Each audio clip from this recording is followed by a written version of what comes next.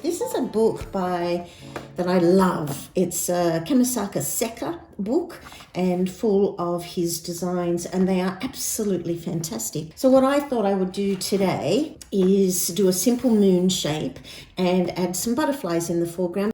That is purely for inspiration.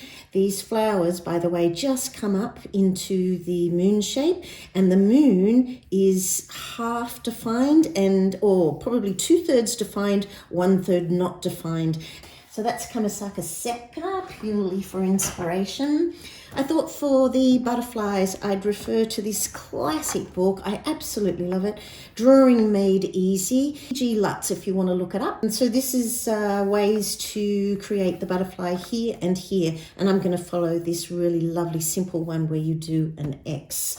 So I'm going to put that one aside as well, and I'll be coming back to that one. Here's the watercolor paper. It's Stonehenge Aquacold Press. I'm actually going to get two, because one I'm going to practice on. Is it going to go there? Is it going to go in the center? The center is a spot that creates incredible calmness. And if you're after incredible calmness, the center is a spot to go. But if you like a little bit of action in your painting, then off center is a little better. Thinking that I would have a few butterflies coming up to join the moon, and therefore I want where the little butterfly joins my moon to be my focal point. So I might put it over there and have butterfly, butterfly, butterfly. I've got a whole video on this if you want to look this up later on. That'll be one. This will be two. Here's my second butterfly, and they're flying up towards the moon. And if we're being logical, we'd change them into moths, because moths fly at night time. Okay, that's it. I've just found my composition. Yeah, that's better. So this is coming up and it's touching this one, which hopefully is sending your eye back that way. Spraying high so that I don't, so that I get those lovely kind of globules. I want those papers to remain in. I'm going to just put my finger on there as I put on the beautiful blue reflective color. The part of the beauty of this beautiful reflective color, I'm going to go over the disc and add some pink now as I come down. Part of the beauty of it is it's quite transparent. So it just puts down this lovely touch of color. They're kind of classic landscape colors, aren't they? Blue sky. Oh, that's pretty. And green foreground. I don't want to get them too wet because I'll lose those shapes. A tiny bit of color down there. Ooh, not too bad. And there's my little tiny butterfly shape there. That's kind of cool. It's made a big darkish ring up the top there. So am I worried? No. And oh, not too bad. I'm going to let that dry. This is really subtle, which I quite like. Ow. Okay, I can't get that one open. I might be using this after all. There you go. The Winsor & Newton one came off like a dream. So interesting. Oops, bit of gum arabic separation. The gum arabic is the binder that's also in our watercolors. I'm sure you all know that. And what's interesting about it is that this is why so many watercolor artists use gouache, because there's a relationship between watercolor and gouache in that they both have, I'm just going to use this same brush, in that they both have the same binder. So some people call them opaque watercolors, which I guess you could say. So that's what the designer gouache looks like. Now, if I'm going to keep this, I'm going to need to write myself some notes. And if I use one of these beautiful reflective things, so this is Winsor & Newton gouache. Now, the other thing I thought that I would add to this is some of this beautiful pearl pigment. So I'm going to get it out with a pipette. It's not really sucking it up. I'm just kind of adding it there. I'm going to add, it's like a 1/4 teaspoon, and it, a little bit of this stuff goes a long way. And washing my brush again, remove the excess water because you don't need much water, and mix that in. And I wonder whether it will look incredibly similar to the Gansai Tambi. No, it's definitely more opaque, and I'm wondering about lifting when it's dry, not when it's wet. So, but this is wet, I'll just see what it does. I really wondered about the watercolour paper and whether or not it would allow me. I'm now going to wet my sponge and see what it does. So often I love to lift a bit of watercolour, and hopefully the reason why I've paid for this expensive paper, I think it was like $40, $50 for that pad, is that it won't fall apart as I remove. So I'm going to remove multiple times to see whether or not, yep, it's allowing me to move. And it's only just now starting to collapse. I can see it. It's just starting to come. There's little bits of black, greyish paper on my sponge. So it has a limit. If we were working in beautiful Arche watercolour paper, it would allow me to do that 20 times. Might be quite lovely on the butterfly, or, oh, look, it removes like an absolute dream. I have these beautiful pencils. I'll just move them back into view here as well. I've had a little play, thinking that the butterfly will be outlined kind of like that. I'm just going to play with some of the colours. Look at them. They're so absolutely delightful. All right, I think I've played enough. I'm going to do wet in wet, I've decided. Here's my beautiful mixture. This has a bit of white gouache, a bit of white watercolour paper, and a little bit of pearl powdered pigment, but I'm going to start there. Start with this and put in some little wet dots around, wet marks around this butterfly. For me, wet in wet is the reason I paint in watercolour. So every time I paint, I find an opportunity for a wet in wet, unless I'm demonstrating something quite specific. When I'm teaching beginners to paint, I do start off with all those classic techniques. You do need to know them. You do need to know how to do washes. But as soon as I move into something that's enjoyable, I'm going to soften that off. I don't know if that'll create a line later on. Doesn't matter. Oh, I think this is a nice opportunity to bring that line in too. There's no paint on my brush. I'm just bringing that line in, and then I'll soften it off. And that way you get a really interesting line on your artwork by just a little bit of softening. I think that's a lovely opportunity to put in a drop of, just keep looking for places to dump my brush. This is the opaque. I wonder, okay, ready to take another risk here. I'm going to use the transparent white. Just getting rid of it. I'll blob it over there to check that it's a little blob. Just practicing on the side, and put in little, oh, when it hits the water, it's absolutely fantastic. That was just fun. Okay, put that lid back on, just gently.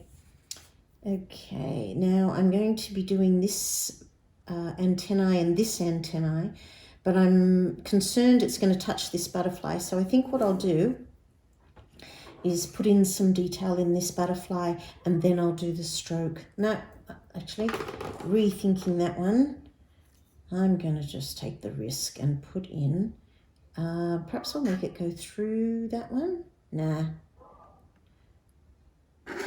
Antennae and antennae. I love the idea of the dots, so it's the disadvantage in not having dried it. I'm going to have to pull up my sleeve. The disadvantage in not having dried it is that I can't rest my hand on it, because all I'll probably do is pull up the paint So I'm going to give this one some little circles. I'm drawing a circle without being able to rest my hand. 1, 2, 3 circles, and what I've done over there I will repeat over here because they are symmetrical. You know, often they have those kind of sections. I've no idea why. And then within those sections they have stripes. This is looking incredibly pink. I think I need to switch to blue. This is still lovely and wet, so I'm going to paint over. Again, painting without being able to rest your hand, it's really hard to do. But I like that. I'm drawing more focus on this one than the one below. So I'm going to outline these ones.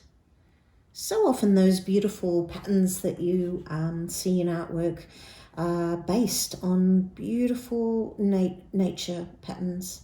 And butterflies are completely full of nature patterns.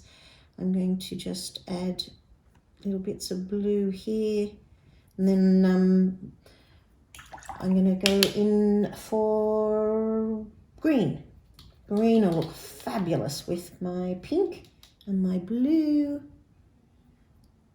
So I'll put in some little dots and some little dots. That's touching the wet area there.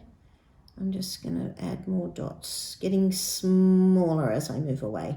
I'm painting and just enjoying this process. I'll separate the wings a little like that, and then do what I did on the bottom one, and that is to wet the line on one side, and then you get that softness. I'm going to just define that little body a little bit. The head is looking way too big. So easy to make that smaller just by negatively painting the butterfly. This wing comes up and touches this one, and it looks like I've just made a big mistake over there. So I want to give that butterfly wing a little more shape that is more symmetrical, more in line with the other one. There, that's satisfying me a bit more. Now we've got, this one needs some antennae, and I'll try the scraping, but I don't think that's going to work much either. But into the moon, really hard to see. Okay, now for my focal point. I might come back and work on these, or I might not. So I've got lots of pink going on there, and I've been using this pink and this beautiful turquoisey colour, but I've got this magic green, and I've used some of that green down here, so perfect. I'm going to give this little butterfly, this is going to be one side of the wing, come down, and the other side of the wing, and this is going to come down like that. And there's the little body. I'm just going to risk it. Body, abdomen, tiny head, go into, kind of match it, and into. Often my butterflies look like flowers. I'm just embellishing the shape so it's a little more butterfly-like. And it doesn't matter that they are. I'm going to give it antennae with the pencil and go that way. I may need to do that one a little more later on. And then I'm going to use my little brush and just put in some little tiny detail. I'm just enjoying myself. Are there butterflies that have random spots? I bet they're few and far between. Put a little bit of blue. I'm definitely going to come back in with white in a moment for areas that I want to be more important. I like the dots because it's nicely different to the other areas. I won't be able to use any of these markers, however, until it's beautifully dry. So I I think I will need to dry it shortly because I love the idea of embellishing with those. Okay, dryer time.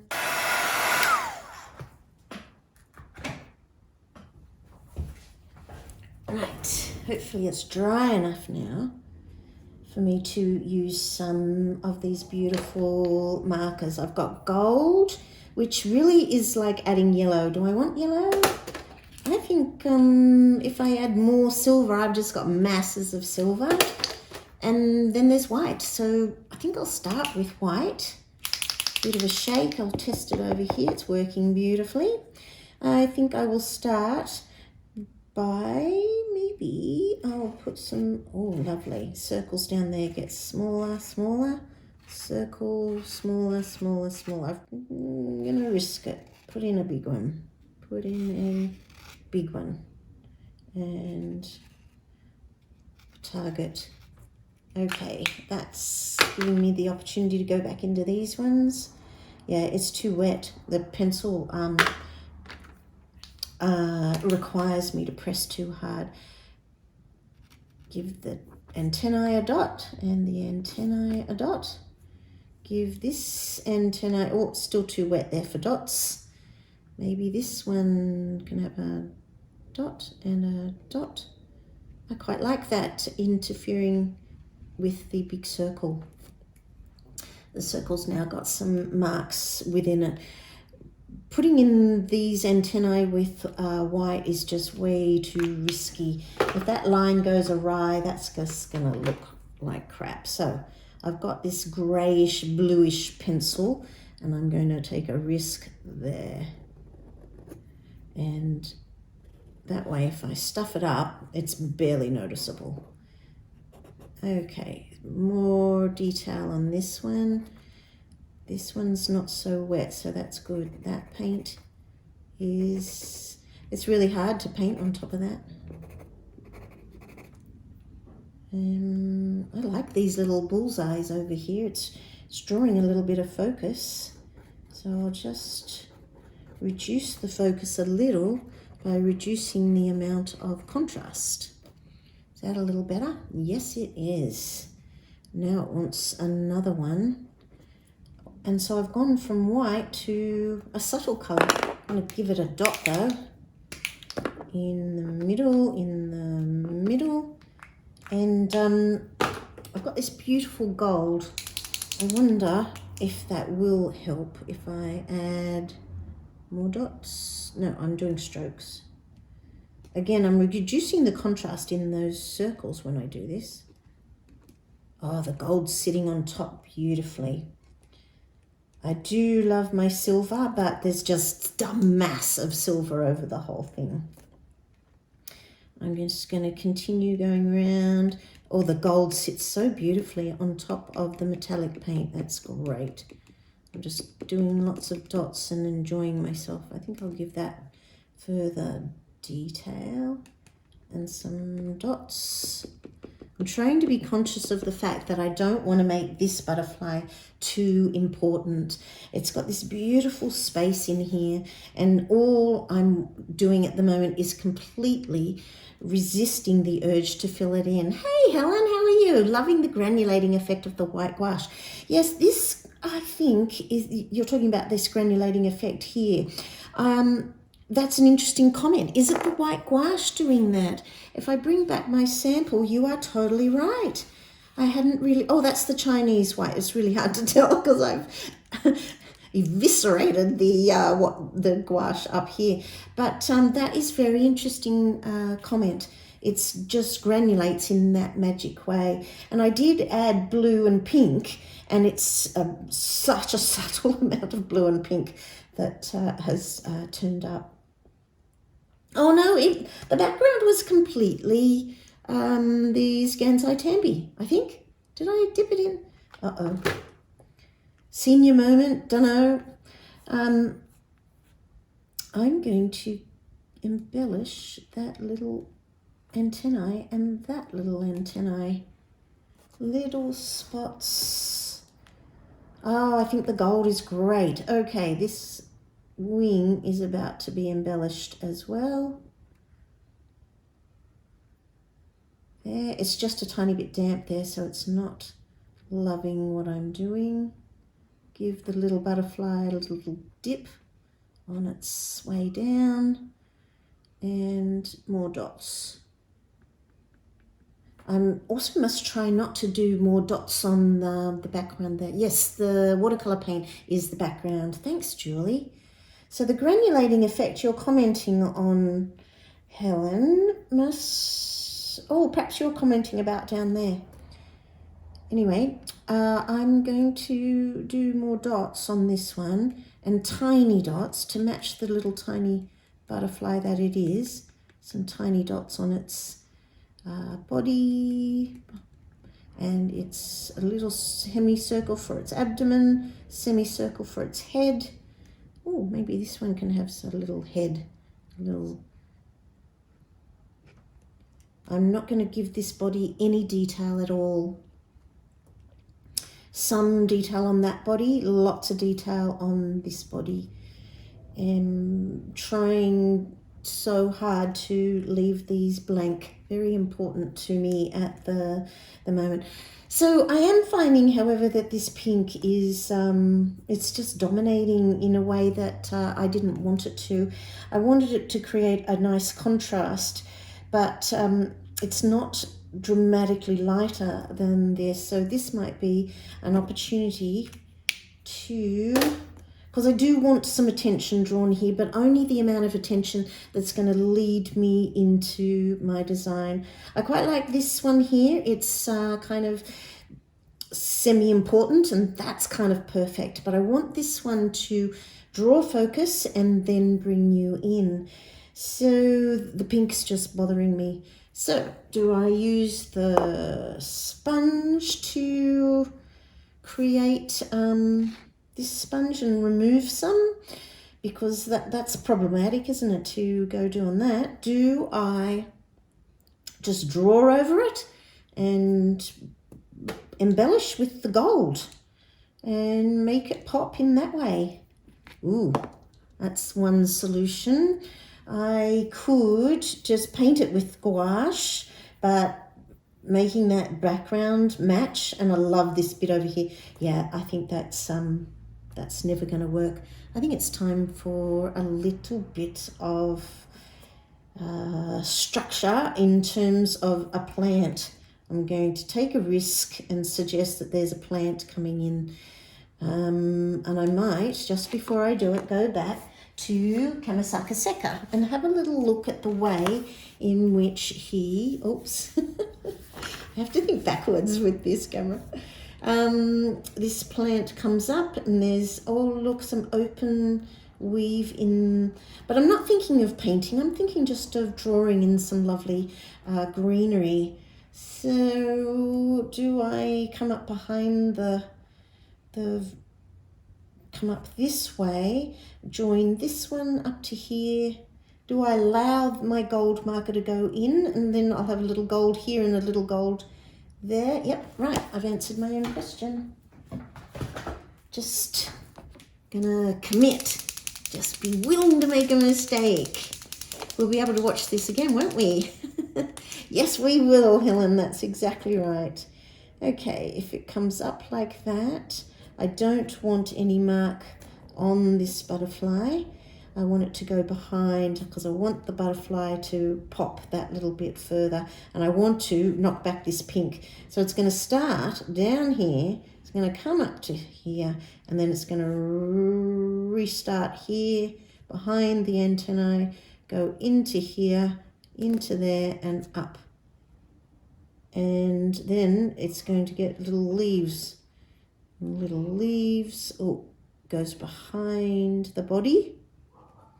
I think I'll give that a little internal vein, and that will make that body pop a little more.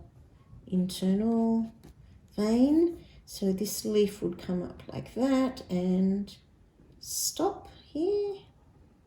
Internal vein to give a little more texture. So then there'd be a leaf that comes up here and goes out, and oh, that's quite nice.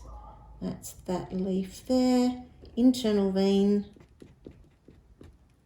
And then another leaf would start at about, I'm going to make it start just quite low, like there.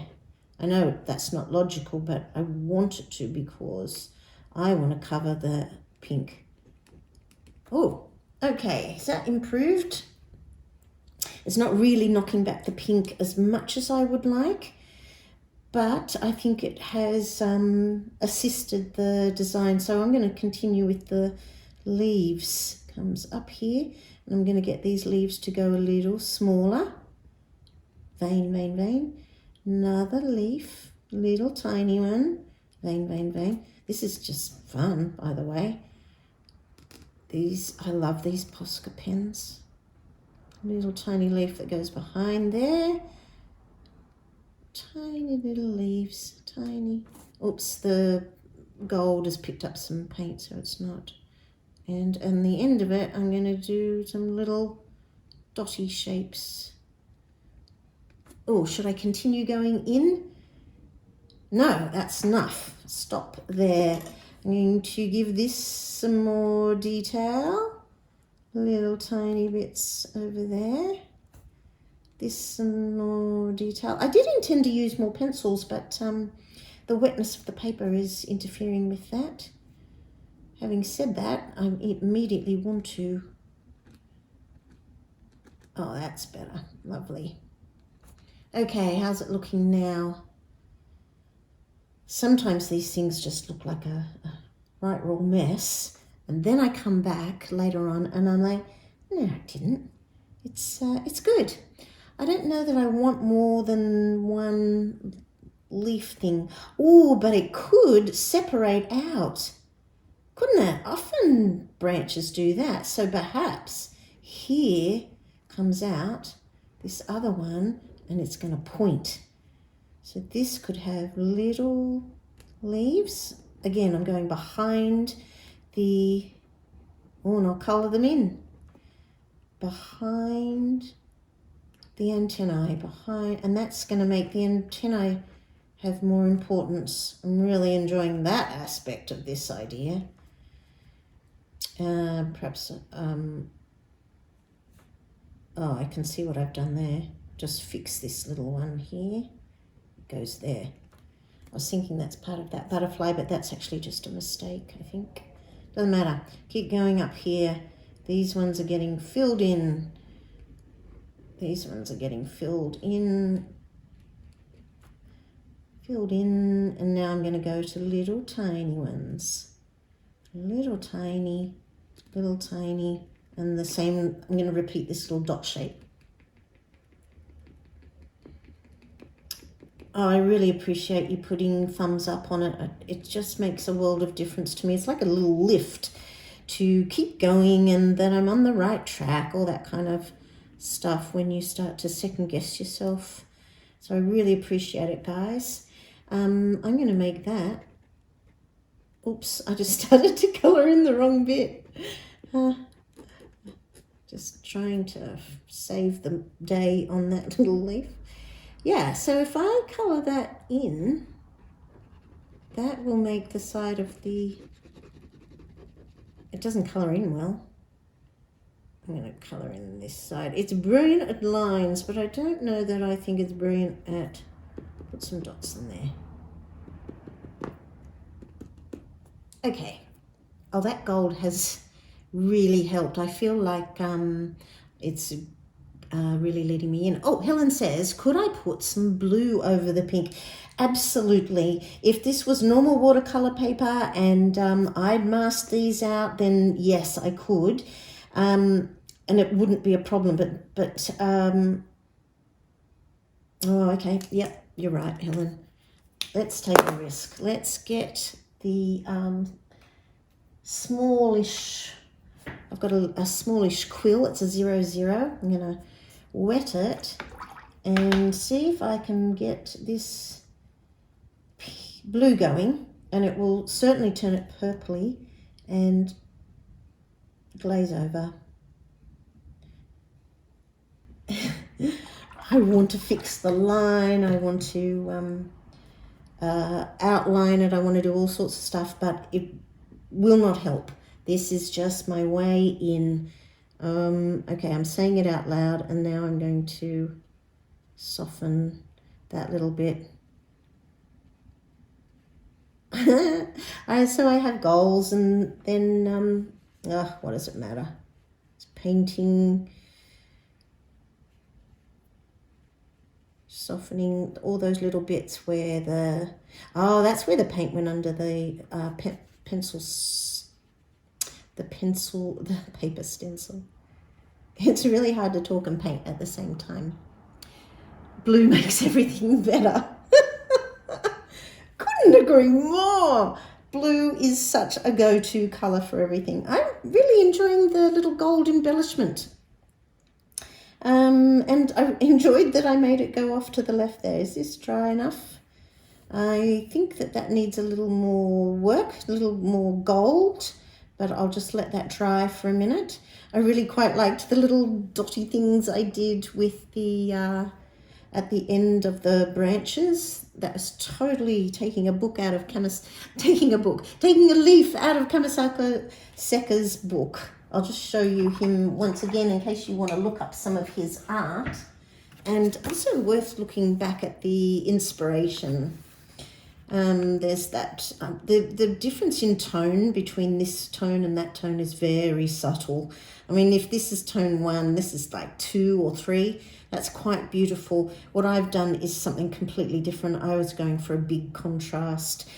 The biggest part of contrast in this particular painting by Kamisaka Sekka is this magnificent deep blue, and it's such a clear focal point. I was aiming for this little darling to be my focal point, and I've achieved it in a completely different way. Well, did I achieve it? I don't know, but I was going for detail and to make it smaller than the others, and I was going for bigger, smaller to lead your eye in. I'm going to zoom out so you can see the whole picture now, because at the moment you can't see the bottom of it, the top of it, I mean. There's a bit of a ring there, and that's bothering me, because I'm just going to get a damp brush. So that's too much water. Remove all the water. That's bothering me a bit. The edge of the moon is soft over here and hard up there. I wish that had been over there, and I could make that happen if I want to, but this is drawing my eye, and that's one of the ways when you're finishing a painting, if you find something is drawing your eye, but drawing it in a way that makes you go, not good, that's a great sign that you need to change that part of the painting. I'm just going to soften this little edge, and I might make this edge here more important, because I don't want the whole of the moon to be completely soft. I think in Kamisaka Sekka's painting, part of the delight is that you've got a hard edge and a soft edge. Okay, I've just dampened all of that edge, and now I'm just going to soften. It's just that the paint sat there a bit. I think the paper buckled, as it does, as all watercolor paper does when I'm just getting rid of the chance of any lines appearing over there. I think the paint just went to that edge and created that hard line. Okay, I can go over that gold. It's just occurred to me, and over that white. That's not going to move. Oh, it is still dominant, so I'll give it another go, but I'll just let it let it dry. And searching for my little circle, which is quite wet. That's my little butterfly stencil. I put a tape in the middle so that it wouldn't, so I couldn't accidentally spray in the center. I'm just drying it so that I can put it back down, and I'm going to make this edge harder. It just needs a little something, and then I'm going to say I am practically done. I've had a great time, and I want to make this side of the circle darker. Will I do that in gold, or will I do it in one of these beautiful pencils? Oh yeah. Okay, purple. I've got, oh, this is a dark colour. I wonder if that would look good. I'm not going to use gold because that will just ruin the, oh, green. Go back to the beautiful blue. I've got this super soft greyish blue. That's the one. And then I'm going to put that back in and check it is in position. And then I'm going to draw over here and re-stencil. I'm leaving a little gap for the antennae and a little bit over here. Redo, redo, redo, redo. And then up here, I'll just get lighter and hopefully that runs off. Same here, just get lighter. How's that look? Julie says, thank you for all the time you've given us today. Thank you, Julie. I really appreciate you saying that. Okay, I've outlined that a little more, and that is, I'm loving that, but it does mean that I need to put in a little bit of colour. I'm gonna, oh, that's the pink. I'm drawn to the pink. That's so interesting. I'm going to go back to the blue and put in some blue. Take it up to this little butterfly, around the antennae. I'll just go over that gold because I can re-establish it. Blue, and come up close to that gold because it's so pretty. And so then I've got the hard line down there and much softer line up there. I think that is a little better. The blue straight on, I'm just going to continue it out so it makes a little more sense. There's that pink over there. And so I'm putting the paint on and then just dragging out the dry brush to try and give it a soft edge. Soft down here. Then I need to wait till that dries and re-establish it. Maybe it's quite nice to have some missing and some going away. This antennae is rather lovely. I'm going to get my gold marker and, oh no, I can't really give it a gold. I'm going to give it white because that's white, and then give it a ball on the end. So the paper's a little bit wet. White there, and that's nice. Give it a little dot down here for the head. The embellishing part is just absolute fun. It's incredibly light down here, so I think the little leaf has helped with that issue. I'm going to take the tape off, and we've been going for 2 hours. I so appreciate you hanging around. It's just been absolutely fantastic. Now I'm going to remove it without the use of the hairdryer because, or the heat gun, because I found it just didn't help near enough to, and just wasn't worth the bit of effort. And but you can see it does remove some of the black paper. But I found with using the heat gun, it was just too much. Maybe a hairdryer is better.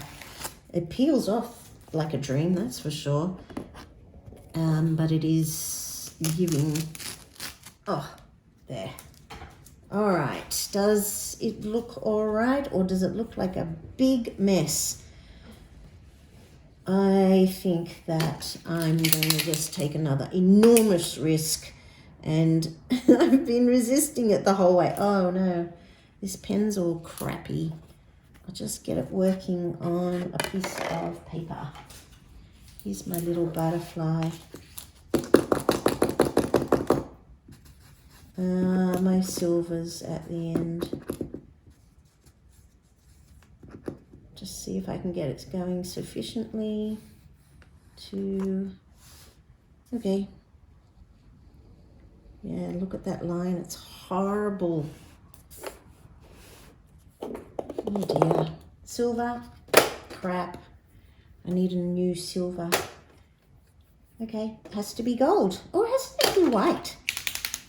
Okay, I know that I wasn't going to do this, but it's just driving me nuts. I'm so surprised by how much that is bothering me. Does anyone think that's better?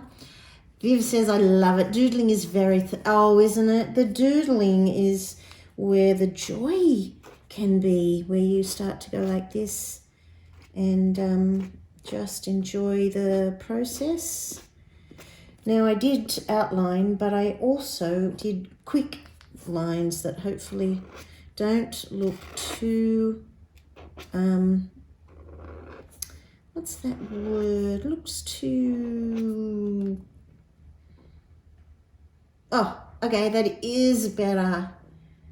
All that time spent resisting, turns out I did need it. That's cool. Thorax, tiny head. Oh, I think I will enhance the side of the antennae.